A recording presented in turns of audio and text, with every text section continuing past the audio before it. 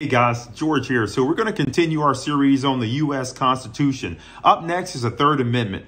The Third Amendment is probably the least relevant amendment today as it pertains to the relationship between the military and civilians during time of war on U.S. soil. But it's still your constitutional right, so let's get into it.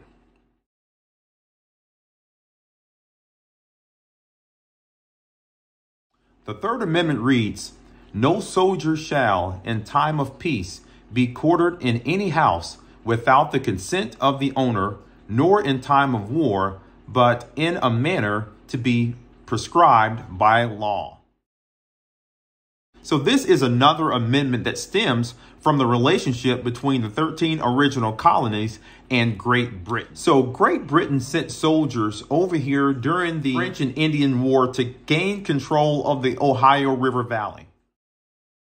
Great Britain had an act called the British Quartering Act. The Quartering Act of 1765 required colonies to house and feed soldiers. Thousands of soldiers were left stranded to live and to occupy in the houses of the American colonies as a standing army. And it actually sounds noble. If the military is fighting on your behalf, then the least we can do is give them a bed and some food to feed them, right? But this went on for days and months, and then it actually went on for years. Colonists were just fed up with it. We want these people kind of out of our house.